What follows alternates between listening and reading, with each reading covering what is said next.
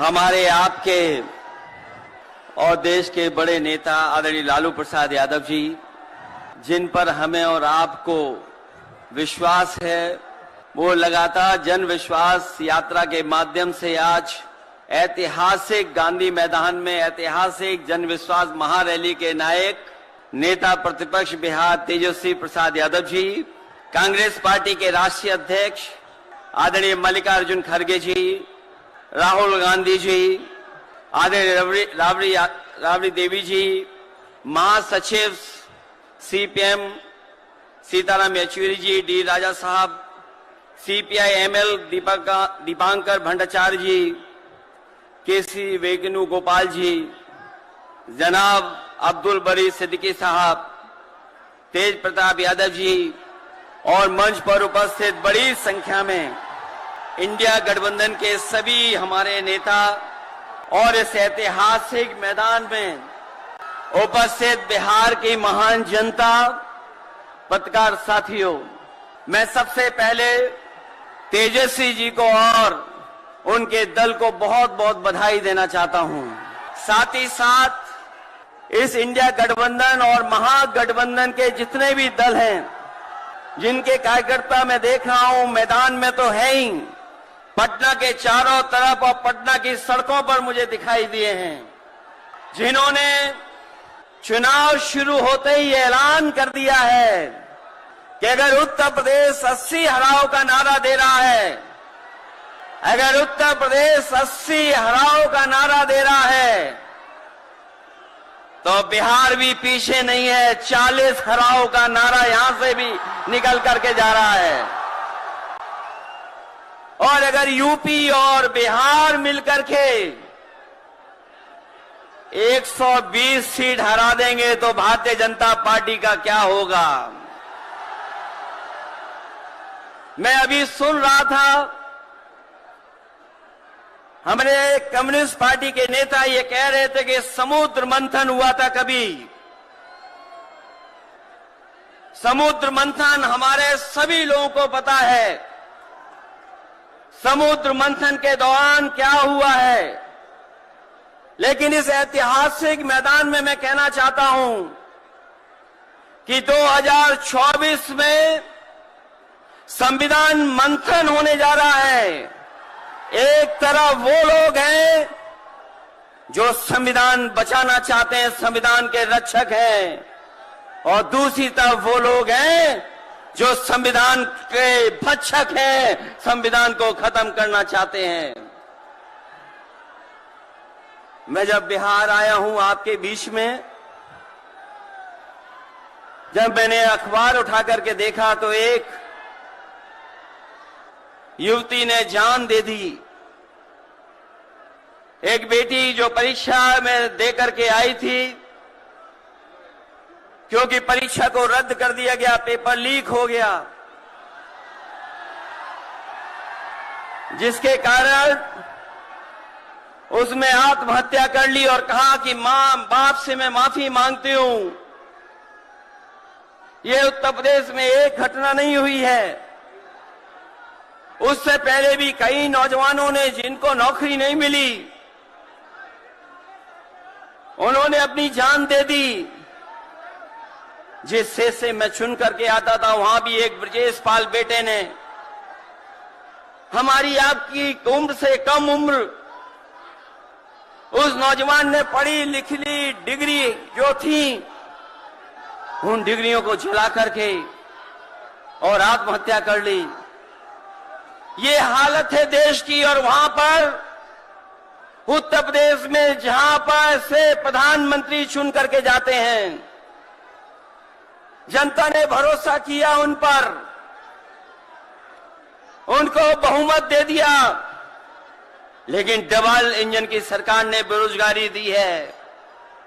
मुझे खुशी है कि तेजस्वी ने यहां पर नौकरियां दे दी, रोजगार दे दिए,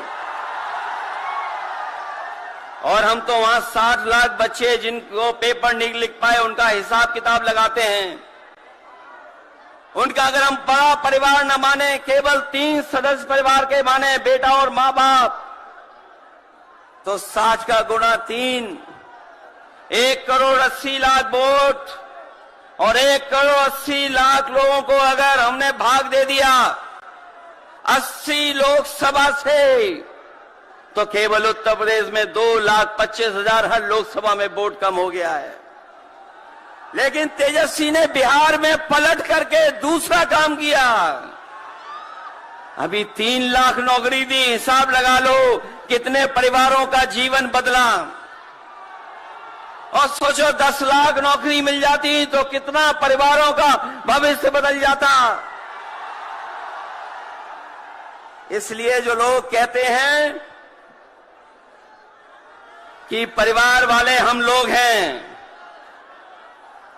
ये जो आरोप लगाते हैं परिवार वाला आरोप हम लोगों पर, मैं उन भारतीय जनता पार्टी के लोगों से कहना चाहता हूं कि भारतीय जनता पार्टी इस बात संकल्प ले कि किसी परिवार वाले को टिकट नहीं देंगे, और संकल्प ये भी ले कि किसी परिवार वाले से वोट मांगने भारतीय जनता पार्टी के लोग नहीं जाएंगे।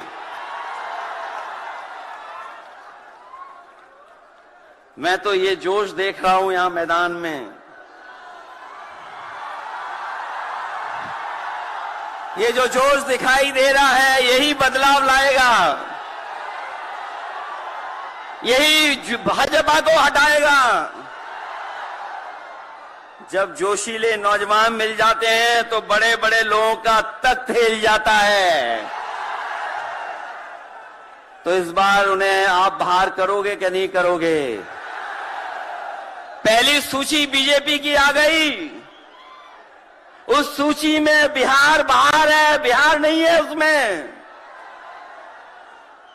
इसलिए बिहार से वो बाहर जाने वाले हैं, यूपी वाले भी बाहर कर रहे हैं उन्हें।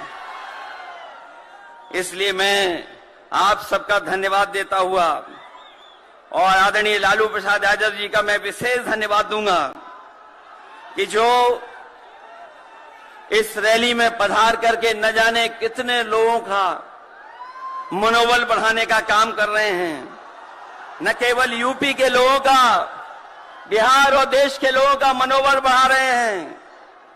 और जो तकलीफ और परेशानी उन्होंने जीवन में देखी है वो राजनीतिक देखी है। ये राजनीति की वजह से तकलीफ और परेशानी है। मैं अभी तेजस्वी जी को सुन रहा था, उन्होंने कहा कि एक एजेंसी आ गई। ये एजेंसी इसलिए आई है कि राजनीति में हम लोग हैं और हम लोग अगर इनका मुकाबला न कर रहे होते तो कोई एजेंसी नहीं आती। उन्हें डर है कि ये ताकत मिलकर के, ये गठबंधन बन करके उनको हटाने का काम करेगा। इसलिए मैं आपसे कहना चाहता हूं 120 हटाओ, देश बचाओ। भाजपा हटाओ, संविधान बचाओ। भाजपा हटाओ, देश बचाओ। भाजपा हटाओ, आरक्षण बचाओ।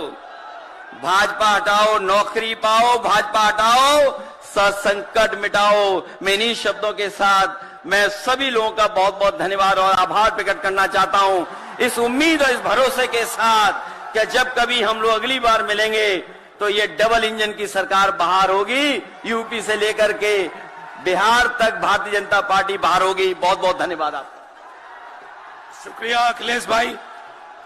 अब मैं आग्रह करूंगा भारतीय राष्ट्रीय कांग्रेस के राहुल गांधी जी से, जिन्होंने पूरे देश में यात्रा करके कण कण और जन जन को पहचाना।